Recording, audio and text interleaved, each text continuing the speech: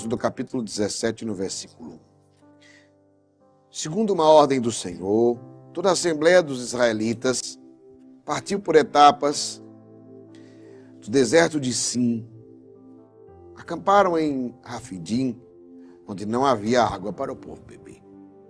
E vieram então discutir com Moisés. Dá-nos água para beber, disseram eles. Moisés respondeu-lhes, por que procurais contendas comigo? Por que provocais o Senhor? Entretanto, o povo que estava ali, privado de água, e devorado pela sede, murmurava contra Moisés. Por que nos fizeste sair do Egito? Para nos fazer morrer de sede com nossos filhinhos e com nossos rebanhos? Palavra do Senhor. Depois de toda a experiência com a providência de Deus no deserto de Sim, eles fizeram uma experiência poderosa. Eles estavam lá lamentando porque eles estavam com saudade das sobras que caíam das panelas dos egípcios. E eles lamentando isso, então escute bem, amado, escolhido, escolhida de Deus. As codornizes encheram, cobriram o acampamento, comeram carne a noite inteira. No outro dia o maná, o pão descido do céu, o sabor de torta de mel. E os israelitas partiram. Depois dessa experiência poderosa, lembrem-se que antes eles já tinham atravessado o mar abriu. E eles passaram a pé enxuto. Eles, lá em mar, a água era amarga, se transformou em doce. Depois eles chegaram e acamparam onde tinha 12 fontes e 70 palmeiras. Depois eles tiveram a experiência no deserto de Sim, das codornizes, do maná. Mas agora eles partiram, porque o deserto, eu tenho dito para vocês, o deserto é o lugar das partidas. Ei, combatente, o deserto é o lugar das partidas. Devemos estar sempre em movimento. Lembra-se quando eu falei assim, é preciso aprender o movimento do deserto? É assim, acampar e partir, caminhar e descansar. No deserto, se você caminha o tempo inteiro, você morre. Você morre. Você precisa acampar, mas você não pode ficar acampado, porque deserto não é o lugar de plantar, de colher, não é. Então você tem que ter esse movimento. O que é? Acampa, descansa, depois parte, caminha, avança. Então é um movimento de avançar e descansar. Presta atenção, sempre que você está no deserto, e é preciso aprender isso. Eu sei que muita gente de Deus, muita gente boa, se perde exatamente por causa disso. Quando começa a avançar, avança sem parar. Aí avança sem parar até que morre.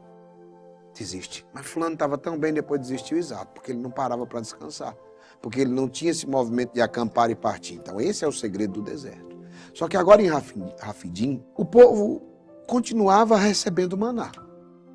Lembre-se que até eles chegarem nos confins da terra prometida, eles receberam maná todos os dias, até eles poderem plantar e colher.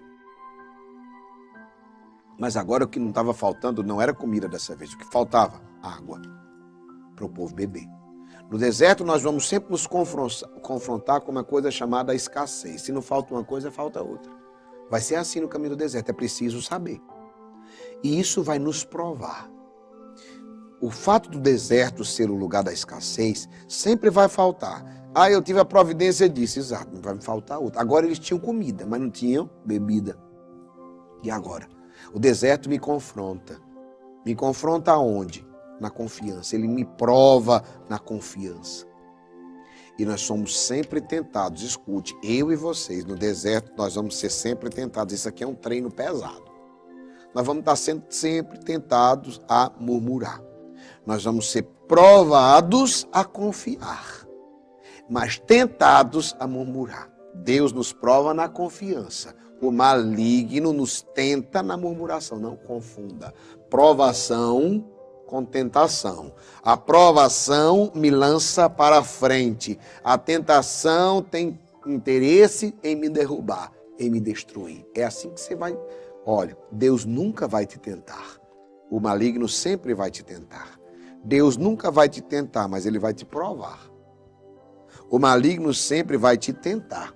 A provação, ela nos faz subir de nível. A tentação nos faz fracassar, cair de nível. Aqui eu consigo entender a diferença de provação e de tentação. No deserto nós vamos ser sempre confrontados com a escassez. Isso nos prova na confiança. Eu dizia, Deus te prova na confiança, mas o maligno te tenta na murmuração. Sabe? Versículo 2. E vieram então discutir com Moisés. Dá-nos água para beber, disseram eles. Moisés respondeu-lhes, por que procurais contenda comigo? Por que provocais o Senhor? Olha, o excesso de murmuração, de vitimismo, nos leva a algo que provoca a ira de Deus. E o que provoca a ira de Deus, Geraldinho? A contenda entre irmãos. Isso provoca a ira de Deus. Perceba, eu vou dizer para ti, perceba na sua casa. Sempre é uma tentativa de gerar uma contenda entre irmãos. Perceba no grupo de oração, na comunidade. Perceba nas realidades que você vai. Perceba no trabalho, não é assim? Nas equipes, nos grupos. É sempre a tentação. O inimigo quer, eu vou dizer para vocês, o excesso de murmuração e de vitimismo leva, sabe, a algo que provoca a ira de Deus. Essa murmuração, esse vitimismo, ele gera uma contenda entre irmãos. Por isso que Moisés exorta, por que procurais contenda comigo? Por que provocais o Senhor? Perceba, está sempre alguém que está murmurando, que está reclamando e começa a reclamar com os outros, porque funciona desse jeito. E estou falando para tudo, uma empresa, uma casa, um grupo, uma comunidade, quer ver sua destruição, é só permitir crescer a contenda entre os irmãos, entre os colaboradores, entre os funcionários. Por isso que o pai, a mãe, o líder, o coordenador, o diretor, ele precisa estar atento a cortar essa contenda. Assim como Moisés que fez e perguntou, por que procurais contenda comigo? Por que vocês estão procurando essa contenda? Porque o movimento da contenda é simples, você vai entender agora. E diga se não é assim, aí em vários lugares. Entenda bem. Começa um a murmurar, o outro a se vitimizar. Coitado de nós que saímos daqui. Por que a gente saiu do Egito? Para morrer nossos filhinhos, para morrer nossos rebanhos. E aí outro começa a ter pena da vítima. E aquele que tem pena da vítima, ele começa a murmurar junto. Um reclama, mas aqui é errado.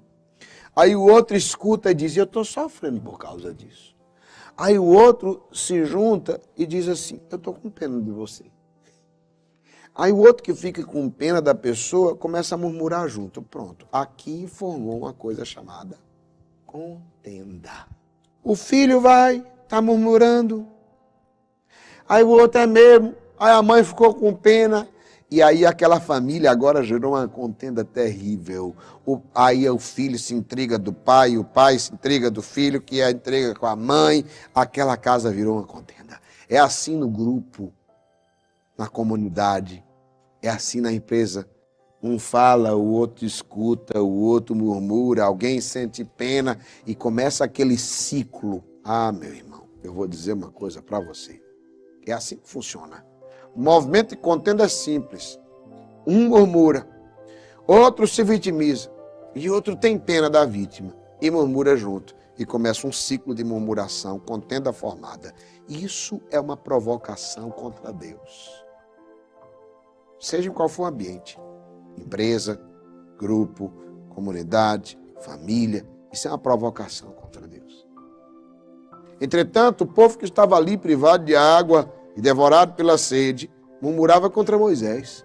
Por que nos fizeste sair do Egito? Para nos fazer morrer de sede com nossos filhinhos e nossos rebanhos? A contenda entre os irmãos nos faz esquecer tudo de bom que nós já vivemos. E nos faz voltar ao início do deserto.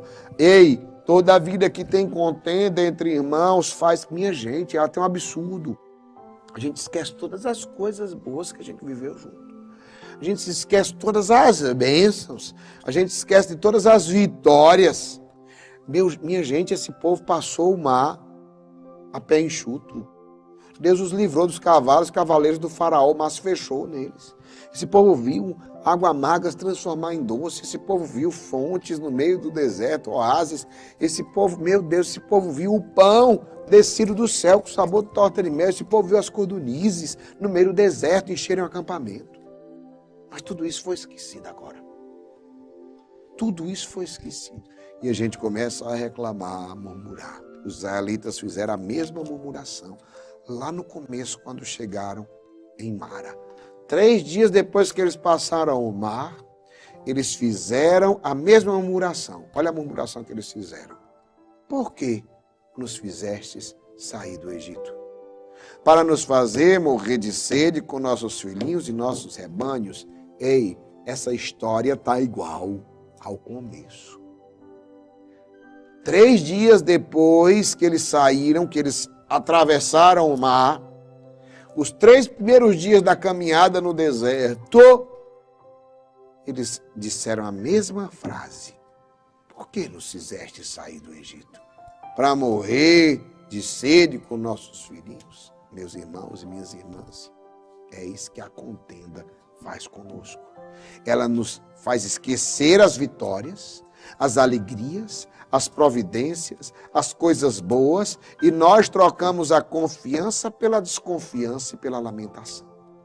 É isso que a contenda gera dentro da nossa casa, da nossa família, da nossa empresa, do nosso grupo. Ela faz a gente esquecer todas as vitórias e todas as alegrias e faz a gente voltar para a estaca zero. Quer não sair do canto? Murmure, lamente e crie contenda entre irmãos. Não é só murmurar e lamentar, crie contenda. Chamaram esse lugar, eu vou repetir, nós trocamos a confiança pela desconfiança e lamentação. Chamaram esse lugar de Massa e Meriba, por causa da contenda que os israelitas tiveram com ele. Porque tinham provocado o Senhor, dizendo: o Senhor está ou não no meio de nós. Vocês sabem o que significa Massa e Meriba? Significam prova e querela. Prova e querela. Tem gente que vive nessa querela. Tem gente que vive nessa contenda com os outros e com Deus. Ei, amado, amada. Tem gente que vive nessa. Deus existe ou não? É todo o tempo. Deus me ama ou não me ama? Você esqueceu de mim ou não esqueceu de mim? Vai me dar essa graça ou não vai dar? Para com essa querela. Não seja igual aos israelitas de coração duro que viveram nessa querela. Tem gente que vive buscando esta briga. Olha o que é que diz o Salmo 94, 8. Não vos torneis endurecidos como em Meriba, como no dia de Massa, no deserto, onde vossos pais me provocaram e me tentaram, apesar de terem visto as minhas obras. Não endureça o seu coração, não provoque a Deus, não provoque aqueles que Deus colocou ao seu lado. Tem gente que vive provocando a Deus e aqueles que Deus colocou do seu lado. Não faça isso. Não faça isso. Você vai acabar morrendo nesse deserto. Não endureça seu coração. Menos orgulho, mais humildade. Porque tem gente que pensa, e é engraçado, porque todo orgulhoso olha quando vê as pessoas, ou que tem posses, aí diz: olha fulano como está orgulhoso. Ou porque está fazendo sucesso na sua profissão, olha fulano está orgulhoso. Para com isso. Tem um monte de gente fracassada, que é morta de orgulhosa. Você pensa que é orgulhoso é porque a pessoa está prosperando? Não, orgulhosos não são os prósperos, é o contrário. Esse povo não tinha nada, estava lá no deserto, eram escravos. Mas foram libertos, estavam no deserto, caminhando para a terra prometida, mas o coração era orgulhoso. Era um coração duro. O orgulho é quando endurece seu coração. Você não é capaz de mudar. Você não é capaz de... O Matuto diz com sabedoria, tem a nossa sabedoria matuta do sertanejo, é bonita. E quando eu falando matuto, não é no sentido pejorativo, é no sentido mesmo raiz, né? O sertanejo raiz, o sertanejo uma raiz mesmo, que antigamente nós chamávamos de matuto, o nosso povo, e ele diz assim: quem não enverga, quebra. E é verdade, isso é sabedoria. Ou seja, quem não tem maleabilidade, o orgulhoso vai quebrar. Quem não enverga, quebra. Grande sabedoria do sertanejo. Se não envergar, quebra. Ou seja, se você tiver orgulho, seu coração for endurecido, ele quebra. Anule seu coração. Não provoque nem a Deus, nem aqueles que ele colocou ao seu lado. Deus dirigiu a Moisés esta prece. Ou melhor, então dirigiu Moisés esta prece ao Senhor. O que faria este povo? Mais um pouco irão apedrejar. O Senhor respondeu a Moisés: passa diante do povo, leva contigo alguns dos anciãos de Israel. Toma a mão a tua vara, com que feriste o Nilo, e vai. Eis que estarei ali diante de ti. Sobre o rochedo do monte Horebe, ferirás o rochedo, e a água jorrará dele, e assim o povo poderá beber. Isso fez Moisés em presença dos anciãos de Israel. Deus fará jorrar água das pedras no teu caminho. Ei, isso daqui é forte. Você que só vê pedras no caminho, ou pior, como Moisés, está correndo o risco de ser apedrejado por coisas que você não merece. Deus vai te honrar e a tua honra vai ser restaurada na hora mais necessária e diante daqueles que queriam te apedrejar. Deus vai restaurar a tua honra. Vai ser exatamente desta pedra que Deus fará jorrar água. Ei, vai ser exatamente desta pedra que Deus fará jorrar água. E aqueles que queriam te apedrejar beberão desta água para saciar sua sede. Ei, os que queriam te apedrejar ainda serão abençoados. Deus fará isso na presença de muitas testemunhas, para que vejam a sua glória e, vendo a glória de Deus, a tua honra seja restaurada. Em nome de Jesus.